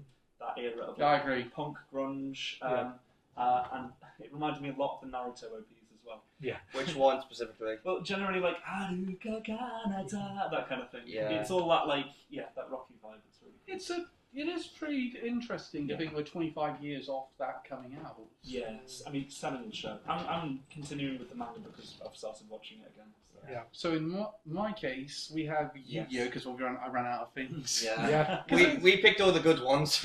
No, Yu-Gi-Oh's great, but Yeah. the point is we've discussed it tons on this. I mean, podcast. I don't think we discussed any particular seasons. Well, We never really talked about the Duelist Kingdom We did season, a which I battle- imagine is what it's going to be focusing We on. did a Battle City thing, didn't we? we did like the best and worst duels. That's it. Yeah, and then for one anime quizzes, Ali chose Duelist Kingdom as a specialist subject. Which is the only time I think any of us have gotten everything right. Yeah. Which is funny because I've been watching a lot of Yu-Gi-Oh. I've watched. I got Civ questions right. I'm up to. I said all of them. I'm sorry. I've said I'm up to the fight between Joey and Marek. Oh, but best Battle fight. Best fight in the series, in my opinion. And it ends in such a bad way. Can I point out, someone actually said Joey was never going to narratively win that thing. And I thought, surely that would have been a really interesting idea to subvert expectations. Yeah, it would have, but his deck's shit. Everyone points this out. He runs a gamble deck based on luck and coin flips. Yeah. But his actual made-up monsters are severely underpowered. There's no guilt for the lightning. That's a terrible card, Cal. No, It requires 3 tributes and it doesn't get over blue eyes. the card that fits the least in this deck is Insect Queen. Well, It's a creature that relies on insects in a deck that has no insects. well, It's level 7 as well. well, there's a reason he has that because he beat Weevil. Yeah, he has Weevil, but I would probably have just gone. Yeah, but he but literally had someone's nothing else. He took used a it- gamble on it. Yeah, so all of Joey's best cards were stolen from other people. Time Wizards from Yugi, Jinzo's from Esperoba, Yeah. Insect Queens from Weevil, Legendary Fisherman's from... Mako Tsunami. But Red you- Eyes Black Dragon. Red Eyes Black Dragon was from Rex. Is that right? Yeah, which isn't even a dinosaur, it's a dragon. No, but I was saying, he has got... Gear 3 the Iron Knight's a pretty good card to have. That's his only decent attacker, that's level 4, which comes with a detriment of he can't put any of his equipped spells onto it, and Joey runs equipped spells. I mean, he does also have Panther Warrior, but that requires a sacrifice to attack. Exactly. Which is why he always conveniently has the sheep card. Yeah, Can we stop Scapegoat. can you two stop taking to Kaiba right I now? was expecting it. I wasn't He's a expecting third-rate duelist with a The fourth-rate fourth-rate deck. So this is exactly why Yu-Gi-Oh is important to talk about because it's Yeah. so important. Yeah, because you can love the characters, acknowledge they've got a shit deck. Yeah. Well, it's funny because Definitely. you got the first... I think most of this should probably be about Duelist Kingdom. Which is funny because I don't want to talk at all about Duelist Kingdom because I was like... Why? Because it's not a great art, let's be honest. It's fine. As a kid watching this, I remember one of my birthdays. I had like a Duelist Kingdom style like birthday party, and I made everyone bring their decks, and like a different room had a different effect. That was fucking inspired by. I loved Duelist Kingdom, but certainly, so you can shit on it. Go ahead. I mean, it's kind of interesting that that's the route they went No, down. I still like Duelist Kingdom. Okay. I think it's fun. I like the fact though that Toei didn't come back to do it after season 0's failure. Yeah, season 0 bombed hard. It was season that gave Kaiba green hair. Screw the rules. Green hair. The, And there's one a love interest for Tristan, who never reappears. Yeah. To be Yeah. fair, they really upped her from the manga. They really extended her role. She doesn't appear much in the manga, which again, season 0 doesn't even really adapt the manga all that much. Yeah, I mean, when you look at the manga's fucking dark. When did season 0 come out? Season 0 it's comes like out 98, 98, that sort of time. Yeah, it was like a year or two before Duel Monsters. Oh fuck! I can't talk about it for the first time we did this. Yeah, Fuck 98. talk about Outlaw Star. We could have done that. Oh no, Alistar was way more interesting to talk about. Like Yu-Gi-Oh! Season 0 is not great, and also it never legally came over to the UK. So Yeah, because it always came over with fan subs. which is I mean, let's be honest though. The fact Yu-Gi-Oh! Took itself so seriously is the reason why it's so fun. Yeah. Why do you think the abridged series works so well? Yeah. I rewatched the first couple of episodes with Claire a while back, and like the term I think best describes early Yu-Gi-Oh! As camp. It's so camp. Yeah. Yugi with his ridiculous hair, stood there fully seriously. Yeah. Kaiba exactly it's just so. So oh my god, the double ones from Kaiba are always Yeah. amazing. Just Like, so good. Mokuba, how many times do I have to tell you? If at first you don't succeed, blast him with your blue eyes again! I think my favourite line, so it was genuine in there, was from the Grand Championship arc. Oh yeah. And he says, make sure you're at. Everyone must be at their stations at the correct time. Mokuba, make sure Joey is late. Yeah, I'm pretty sure that's a British only, that line. No, that line is in the actual one. Is It that is in the actual one. That's what The bridge just extends it. Yeah, no, I think some of Kaiba's lines are from the Orichalcos arc. Yeah. I think he has some really funny. Kaiba, we have to do this. It's our destiny. If I had a nickel for every time he said destiny, I'd be even richer. Yeah. The funny thing is, though, what does a Kaiba Corp actually do now? Holograms. So Kaiba Corp is basically They the developed way the in dual- Enterprises. They developed the dual disc. They did the whole hologram system. The problem, though, with that, any company that changed their direction that vastly from like weapons to game production, they would have gone out. They would have lost so much on the stock market already. They would have had to have sold. The reality is, Kai was making most of his money from the theme park. Think Yeah. about what Kaiba Microsoft branched into. I mean, Yeah, like, but building I mean, the computers thing, now but everywhere. I mean, you say that Duel Monsters is massive in that world. Yeah. That's like the religion. Doesn't Kaiba Corp own Dual Academy? Yes. Yeah. yes. They invented Duel. They're in the Monsters. education system. Yeah, but that was as well. later. No, yeah. But the point is, again, it's like Disney. Disney makes most of their money from the theme park. Yeah. They don't make it from the films. Yeah. And also in the world of Yu-Gi-Oh, everyone's a duelist. Even random office workers have a deck with Oh, them. for God's sake, don't remind me of the big five. And animals in the games as well. Yeah, What? and also in the anime. Since in Yu-Gi-Oh GX, there's a monkey with a deck. This one gets I mean, spent. how Yu-Gi-Oh in Yu-Gi-Oh 5Ds, the way they arrest people is by beating them in duels. Yes. Literally, that's literally the first episode. They have a turbo duel to try and capture Yusei. Yeah, and fun fact, the police officer Trudge is from Duel Monsters. He's the guy who bullies Joey and Tristan in the high school. okay. No way! Yeah, Officer Oh my God, Trudge. yeah, he is! Yeah. Yeah, he is, holy shit! Yeah, so he's the only character who returns. Oh, that's amazing. Let's be honest. But he dies in season 0! Yeah, well, Sort of. I mean, Pegasus comes back, somehow. Not in the manga. Yeah, in the manga, he's Stayed dead. dead. Yeah. Which, by the way, Pegasus also had a terrible deck for being the creator of the game. Yeah. What a Toon deck. Yeah, a Toon deck. The difference is, I think during that time, all the restrictive rules for Toons weren't a thing. Yeah. And also, people didn't have a concept of card advantage and disadvantage at that time. Yeah, like the rules are just Didn't play essentially cards. make them up as they go along. Yeah, no, I remember you said previously, even on a podcast for a stream, you said they basically are running on D&D rules. Yeah, like perfect example, Call of the Haunted. In the actual game, basic revival card. It's actually a pretty good card. In the anime, fucking overpowered. Yeah. It can revive zombies continuously and give them a power boost. In fact, not just zombies. It can revive all monsters and just make some zombies. Well, it was worth it though to hear that several times. Deadly zombie breath! And never forget the giant soldier of stone can destroy the moons. Yeah, that's where my point went. In the duel between Yugi and Mako Tsunami, Giant Soldier of Stone attacks the moon to get rid of the water. Yeah. Which by making you a tiger caused man. yourself, you dumb. Yeah, which you... Yeah. Yeah, so Duel's Kingdom basically, if there's a logical way to explain something, it can work. Yeah. Or like in the duel against Weevil, how does Yugi beat Weevil? By playing Summon Skull and using lightning when it's wet. Yeah. Yes. I like though. And also with Joey versus Mai. Joey's at disadvantage because he has warriors. Mai has harpies who can fly. And so Joey's warriors can't reach the harpies. And how does Joey beat her? By smelling the perfume. Learning that she... But, which, by the way, how does that work? All the smells are just combined. So one of my favourite theory about my Valentine is that she's autistic and she's hypersensitive to smell. That's how she can do it. And Joey must be as well because he can. detect Oh the yeah, differences. actually from rewatching him, I forgot about how big the age gap is between Joey and Mai. Yeah. What's the difference? They're like 10 years apart from each other. Joey's still a teenager in high school, and Mai's a full-fledged adult. Right. Yeah. Okay. So she's a YouTuber. Yeah. Hi-oh! But Mai doesn't play Minecraft. Yeah, true.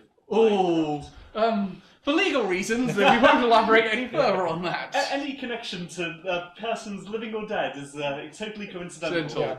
Yeah. And of course, there's that episode with all the ghost puns. Yugi, you just stand a ghost of a chance against Kaiba because this time he is a ghost. I hated that. Look, honestly, when I go through Duel's Kingdom, I was like, I cannot wait to get to Battle City. Really? Also about Duel's Kingdom as well.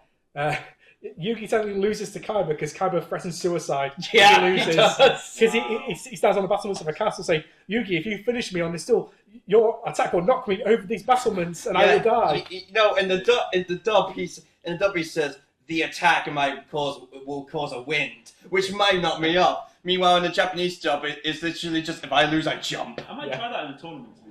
Yeah. Yeah, just bring a loaded gun with you.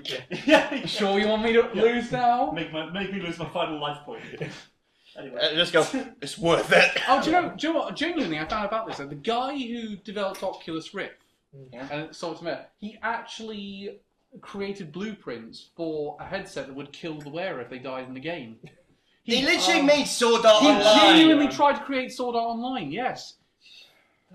I mean, he just did it as a project to see if he could do it, but... Supervillain stuff, why are you Do you know doing what's even funnier, though? They actually... Please tell me he deleted those files.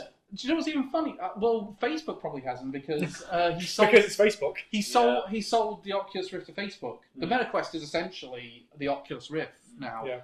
But the funny thing is, they actually gave VR headsets to cows. Yeah. You had to attach two of them on there because of their face shape. And they actually, they sort of put them in a nice environment with that thing, they actually produce better milk. I was wondering why they'd started doing Yu-Gi-Oh! Okay, no. Imagine if someone hacked it and they would just play Resident Evil 7. Or Yu-Gi-Oh! That is Maybe they're the people who did that. I summon Potter Green to draw 5 additional cards. Well, you said people have made VR of that. Do you know what's even funnier? There's still memes going about from Yu-Gi-Oh! Because I saw the other day of two people in cherry pickers working on and it did have the life point count. Oh my god, Yu-Gi-Oh! Is such a meme. Well, we're gonna say, but I mean that's an ancient meme. It's like over a decade old. Yeah, Yu-Gi-Oh! Is just a massive meme at this point. Yeah. To be honest. That's the level of saturation it has. But if we're ranking like Pegasus, though, for all the talks about it, he is one of the top villains. Pegasus is a great villain. It's Marek, then Pegasus, then Bakura because he showed up too long. Yeah, that was his problem. He was in that show way too long. Yeah, I didn't actually do anything villainous until the final season. I mean, you did some kind of nefarious things, but nothing actually villainous. How do you keep coming back? Yeah. Even in the Dark Side Dimensions, not Dark Side Dimensions. Yep, Dark Side Dimensions. So that's the film that came out. That isn't canon to the anime because the anime and manga have a different canon ending. Yeah. Because with the duel between Pharaoh and Yugi, Kaiba isn't there in the manga. Yeah. Because Kaiba never has that finality against the Pharaoh. Which is why it leads into the film with Kaiba trying to go to the afterlife to duel him. Yeah, imagine if he goes there and loses, just goes, shit, what do I do now? I still stand by. I know that's one of our early podcasts, but I stand by. That is one of the best movies based on an anime TV series. Oh, so absolutely. Good. Yeah, it is good. Dark Side Dimensions is amazing. But whereas compared to the anime, Kaiba was there all along. Yeah. Kaiba is actually is probably the best character in the show. He's my favourite character, easily. Yeah. Because he gets the most character development. Yeah. He's so much fun. His egotism never goes either. I do love the fact he had to finally admit at the end that it was all real. Yeah. And he still made a joke about it. Yeah, and ancient Egyptian religion is real. I love the fact magic is real. I love the fact they had to say, you all heard that, right? Nice try. I said this is all made up. You all heard him, right? Nope. Yeah, and then there's like the line from Yu-Gi-Oh! Bridge. So wait, you mean my destiny is to do Yu-Gi for eternity? That's correct. Best destiny ever. The thing about it though is, I do like the fact they did explore his issues with his dad in that one. Which, by the way, he is not his stepfather by any standard of the definition of the word. He is his adopted father. You don't call someone a stepfather if you adopt them. Maybe this is a cultural thing. Don't know if it's like viewed differently. Maybe it's just easier to explain. I can't imagine though, because the way. Apparently, I did ask a question because I'm doing Japanese lessons. And my brother's my half brother, but they don't have a term for half brother. Apparently, they just say which is weird because going to Race's one, they actually did use that when they were dubbing Digimon. Matt refers to TK as his half brother because their parents are separated. I'm like, no, you have the same parents. Okay, you're not half brothers. You are just separated right now. Yeah, and it's one of those where it's like my brother, like we both our brothers are half brothers because in my case from my dad's side. God knows where he is. He's here today, a special guest. He's somewhere in Glasgow. That's all I know. Okay. That sounds ominous. But no, he's. According to CPS, he's getting closer. But the thing about it is, though, I'm also kind of glad they got rid of the towers and did the dual disc system. That was never. Yeah. That was never gonna last. No. Like I think after they put the dual disc in, they used those things twice because they had it during the duel against Gozaboro. Yeah. And they had it during the duel between Kaiba versus Siegfried. Yeah. No, they also used it at the beginning of They also used it at the beginning of the Grand Tournament arc. Oh, yeah. Using the Dragon deck. Yeah, so it's Yugi versus Rebecca. Yeah. Which is one of the only times he loses because he forfeits. That was pre-dual discs, though. Yeah, and how? No, that was actually dual disc. No, that was like in sort of the gap between Jewel's Kingdom and Battle City. Oh yeah, that's when Kaiba invented the spinning one on the floor on the beach. Yeah. Which was so stupid. He never. Yeah, like you could only have 4 cards in your hand and summon one monster. Yeah. Come on. Let's be real. Like the Dual Disc was a stroke of genius from a marketing standpoint. Oh, yeah. How Yeah. fucking cool are Dual Discs? They were fucking sick. There's no whereabouts. The thing is, if I ever get to the stage where, genuinely, I've said, if I ever went on Who Wants to Be a Millionaire and won it, I would put it into patenting the technology to create a real-life It dual would be disc. cool as Yeah. You can't argue with it. Yeah, like for years you've been wanting us, or a couple of years now you've been wanting us to make like old Yu-Gi-Oh decks so we can. When I finally make mine, I'm getting an old dual disc and just using that. Correct. I might get 2, honestly, so we could do that. Well, the problem is that all dual discs, they're made for children. And So they don't strap around so your arm don't very strap well. around. I'll just hold on to it. Yeah. You add super glue to your arm. Yeah. Just take all your hair off. Yeah, bro, I used to have a GX dual disc that was just that I lost the big grip thing for it. It was just like 2 straps. I was just holding. Yeah, because that was the art. It was the picture we used for your artwork on the Yeah, front. I don't have it anymore, sadly. I got rid of mine. It will live forever all in our thumbnails. Yeah. Immortalized. So With my way thicker with my really thick hair. Yes. Yeah. So And you're really short hair. Yeah. It's not really thick as yours.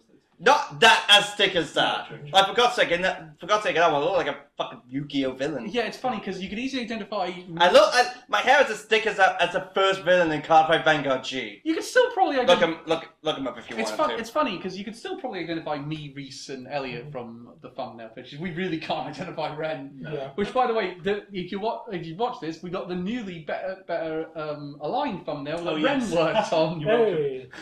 Which I don't. It's been bugging me for ages, and I was like, oh, I'll just do it. Sorry. I love the fact that you have better photo editing than I am, so you did it. I just use free websites. I just combine the images. Yeah, that's what I did for my one. It still didn't bloody work. Oh, I don't know. Just managed it. So anyway, what's you guys think? Sorry, yeah. So I don't want to say final thoughts, but do we all agree Siegfried is the worst villain in Yu-Gi-Oh? Yeah. Where did you get up to then? Carl? Well, in this rewatch, I got up to the beginning of the duel between Joey and Yuki and Kaiba. But I do have very Which many people say is the best duel in the series. Oh, sorry, yeah. It is one of them. One of them. But Many people, I say a lot of people say it. I don't. I just say I That's agree. one that I watched before the Best Duels video. Yeah. We did. it is a great one, but I'd also would say like there were some other great duels though. I would argue Yuki and Joey versus the Big Five is a good one. I've already mentioned Joey versus Marek rather. Joey versus Marek is pretty good. That was a funny thing. I think they built up Marek a bit too much. So really, when they got to that final duel between him and Yuki, it didn't really live up to the hype. No, I think it did. I thought it was really good. I think so did. I really enjoyed it. It's that being said, I don't think they needed the dark side of Marek to make that one work. Like he's pretty evil enough without it. Yeah. I mean, Well, it's all part of his splintered personality. Yeah. Because he was tortured by his father. yeah. I mean, also they I think they wanted Marek to come. They still wanted Marek to come back later in the series, and they sort of needed a reason for them to not hate him. Oh shit! So we've written ourselves into a corner. Pretty much. God. Yeah. So make the rod evil. Yeah. For some reason, the only Millennium item not evil is the puzzle. Yeah. And I guess the necklace. It's funny because I've looked up what Gallop has done aside from Yu-Gi-Oh! Yeah. And unfortunately, it's Rioni Kenshin really. So Gallup's the studio that. Yeah, did Yu-Gi-Oh! I mean, do they do the later seasons? As Yeah, well? they came back No, to. They came back to. they stopped with sevens. But they did come back to do Bonds Beyond Time and Dark Side Dimensions. Yeah. That makes sense. Then they did 5Ds. They did. So they did everything up until Vrains, basically. Yeah, pretty much up until What the fuck Friends. is that? That looks like Deku. What the fuck is that? Kagaku X Boken Survival. I should know that, Deku. Okay. I still stand by Brains is overhated. I think it gets really good, honestly. It is good, but there's so many recaps. All I can John. say- That stops like 40 episodes in. All I can That really stopped. That really All I stopped. can to watch it in dub because my dyslexic ass cannot follow a No, Yu-Gi-Oh! no, to- I need to watch it in dub just because. Let's be honest, it's a show that needs to be watched in dub. It's Yeah. so. It's so nostalgic. You just don't get the same feeling if you're not. Let's face it, this is the show that launched Dan Green into voice acting Yeah. royalty. Oh, yeah. Honestly, I would argue it's the show that launched anime for everyone in 2000s. I remember there was a lot of advertising for So this for like Sky One when they got it. Like they were. Yeah. Oh, for me it was Nickelodeon. Mate, buying the decks and everything. Like, it's just it was a fucking. Honestly, massive I trend. went on holiday Yeah. to Greece that year. Mm. It's sort of like it really proper kicked off. There, you couldn't go to any like off license or tourist shop without there being one of the starter Yeah. decks. Yeah. Like when I was in primary school, everyone played it. For sure. Everyone played it. Like to the point where my school had a Yu-Gi-Oh club. Yeah. That like every lunchtime you would just be able to like Did I think you Wednesday lunchtime just be able to go in and play I'm surprised. Yu-Gi-Oh. I'm surprised they didn't ban the cards because they Our just like school did with banned it. Pokemon cards. Yeah, So- our school banned it because people were trading and they weren't happy with it, or they kept losing. And No, my school were fine with it. But trading isn't gambling though. no, it was more like people making a trade and then another kid not giving it back. I saw that a few times. Oh, right, yeah, that's like kids being dicks. Yeah. I never got a chance to beat this one kid who was the year above me. Bastard. I have to find him and beat him in a game of Magic the Gathering. Wait, No, I thought you were just gonna say I have to find him and beat him. Yes. in a that's it. shadow game. Yes. I'll beat him Well, and take his Magic and the I show mean, games- you're black belt karate now. That's very Gathering. easy. True, yeah. You never know. Maybe you beat me at that. Yeah, as well. we're gonna play a shadow game. I'm gonna punch it till you see nothing but.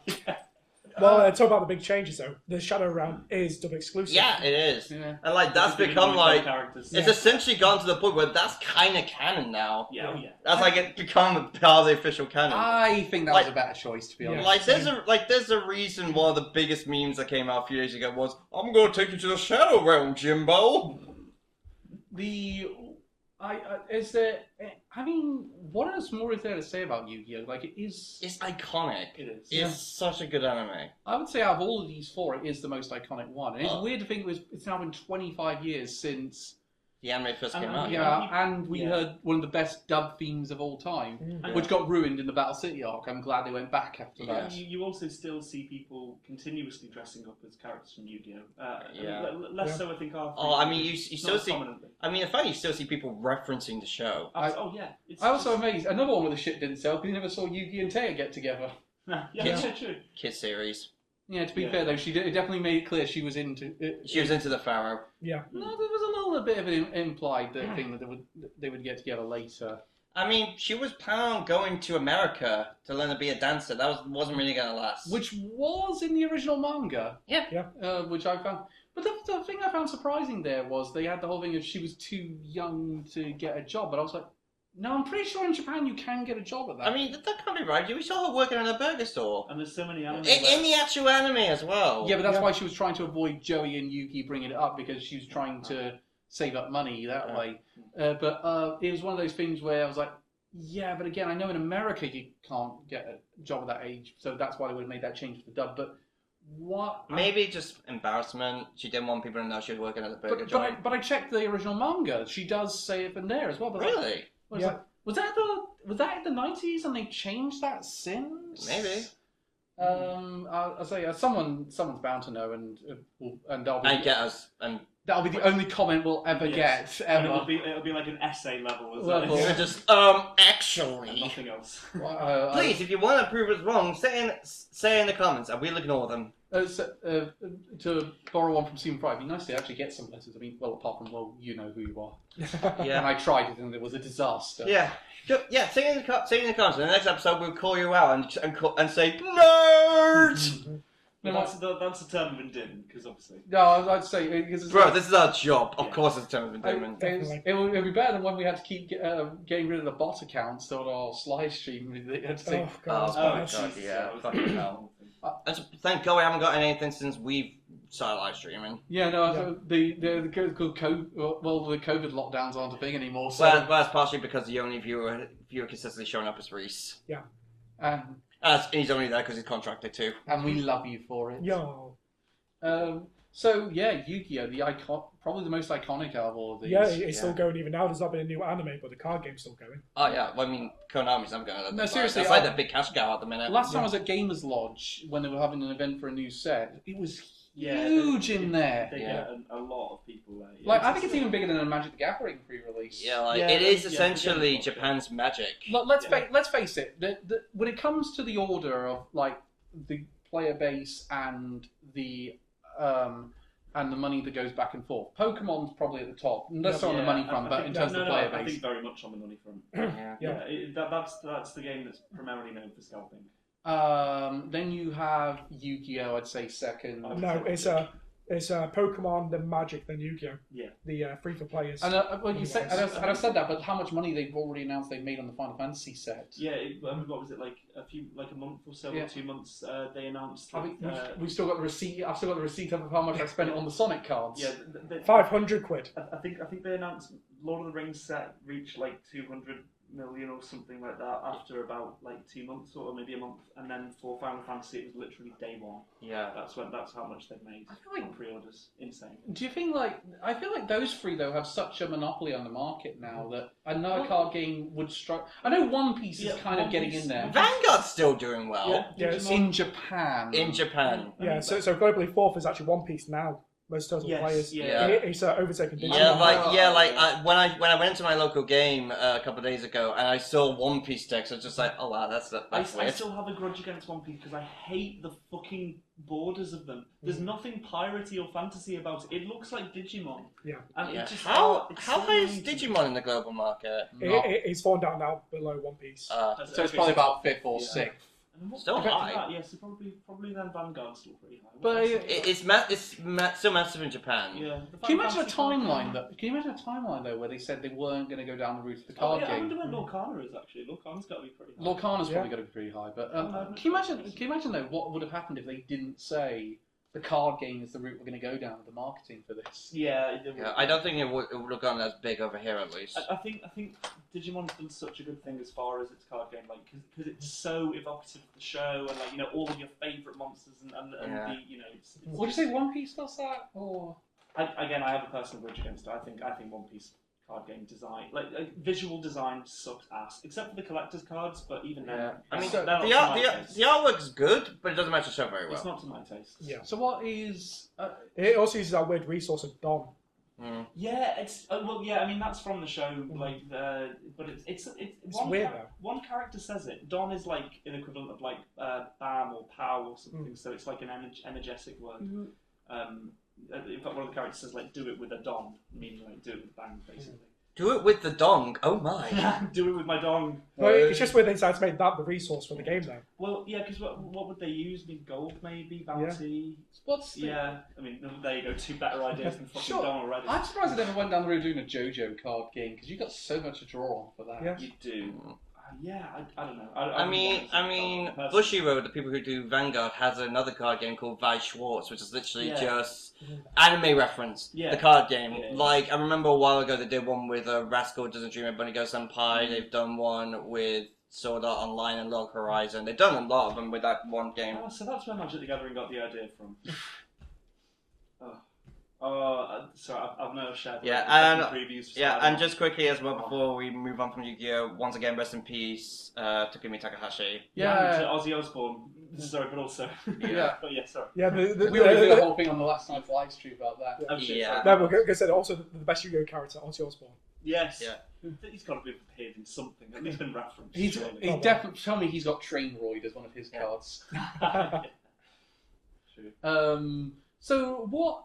So that leaves us all these four. I mean, all four of these shows definitely have some sense of iconic status. Yeah, Yeah. 100%. That's the funny thing. Like, this is probably the first time we've done it where we haven't done a niche one or one that's just I'd say famously. mine's probably the least well-known, I would say. Yeah, I think I'd say so. Like Digimon, Yu-Gi-Oh, really big franchises. Inuyasha's a Kirby nostalgic. Yeah, this is 2000, like if right? you like sports anime, you might have heard of this. Yeah. So what is and it's interesting to see this time period again. Yeah. Very much. So yeah. what? I mean, I'm looking forward to this next year when we do 2001. I think this is one of my favourite episodes of the year. But It's always a lot of fun 2001 doing Space it. Odyssey isn't Sorry? 2001 Space Odyssey isn't an anime. We're not going to do that one, Carl. kill me now. Look at next time. We're talking about Stanley Kubrick movies. So, I call dibs on The Shining. well, we haven't obviously got. We actually don't, because we've been so concentrated on getting our shit together for going away to Wacken. I have suggested doing a first 3 episodes anime again. I want us all to watch Fully Cool. I really want people to watch Dark Gathering. I've not heard of it, but I'll watch I it. like It was one. Really? It's one of the shows that came out. It came out the same season as Zone 100.